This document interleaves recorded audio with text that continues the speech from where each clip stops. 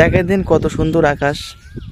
প্রকৃতি মানে একটা অন্যরকম অপরূপ সৃষ্টি। কিন্তু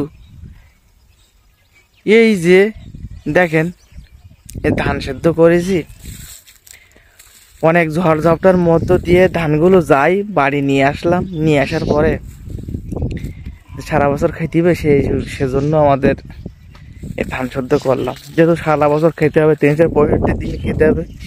কিন্তু এই দেখেন এই ছোটাছুটি করার পরে এই ধানগুলো নিয়ে আসলাম সকালবেলা। এই আকাশের অবস্থা দেখেন, দেখেন কি অবস্থা, মেঘ আর মেঘ। তাহলে এই যে ধান এই 2 দিন এইভাবে ফেলে রেখেছি, এই ছোটাছুটি করতেছি, এখনো ধান ভালো মতন শুকায়নি। এটা আকাশের কি করতে বলেন দিন।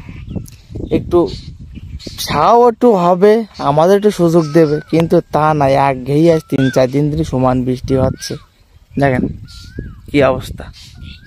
এই যে ধান দেখেন কি অবস্থায়, এ কোনো কথা না কাজ।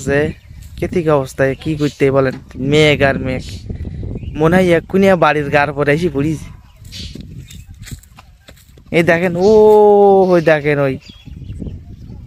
ওই রকম ধান কাটতে গেছি, হঠাৎ করে ঝড় নিয়ে আইসি, ধান উল্টো পাল্টা করে নিয়ে নাইসি টেসি বিছাই তুই এটি দেস ঝড়। তাহলে পারবো কি করি, মানে কোনো দেখতে একটু সুবিধা পাওয়া যাচ্ছে না। দেখেন আকাশের অবস্থা দেখেন দিন, পর পর পর পর পর কিন্তু ভালো দেখা যাচ্ছে। আর ওয়েদারটা এত সুন্দর লাগতেছে সেটা আপনাদের বলি বোঝাতে পারবো না। কিন্তু ধানের অবস্থা কি করব বলেন। আজ 3 দিন এই ধান নিয়ে পড়ে আছি। এই বর্ষা আসতেছে, ধান নিয়ে বাড়ি চলে যাচ্ছি, আবার নিয়ে আসতেছি। কালকে বর্ষা হচ্ছে, পেপার মুড়ুই দিয়েছে, সে ধান বস্তায় লোড করে নিয়ে বাড়িতে নিয়ে গেছি। আজ সকালবেলা কিন্তু এই আকাশ এই শুরু করেছি। দেখেন দিন আবার এদিকে কত সুন্দর ওয়েদার, খুব ভালো লাগতেছে। আকাশটা বেশ ভালো লাগতেছে। রাগ করেও কি করো, ওয়েদারটা ভালো লাগতেছে বলে কিছু বলতেও পারতেছ না। তাহলে কি করতে বলে।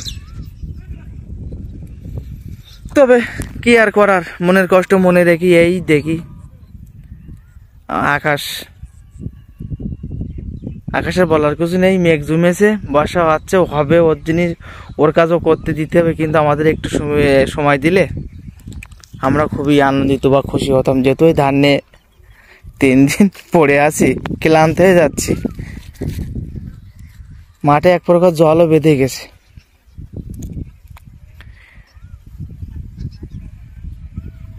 তা সবাই একটু আকাশের ওয়েদারটাকে আপনাদেরকে দেখানোর চেষ্টা করলাম। আসলেই প্রকৃতির সৃষ্টি কিন্তু কোনো কিছু নাই,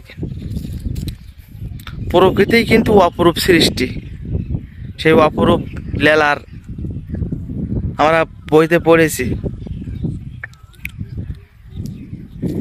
প্রকৃতি সব আমাদের, প্রকৃতি না থাকলে কিন্তু আমরা চলতে পারি না। একটা প্রকৃতির মধ্যে আমরা অনেক কিছু খুঁজে পাই, অনেক কিছু, সেটা আমরা অজান্তের বাইরে।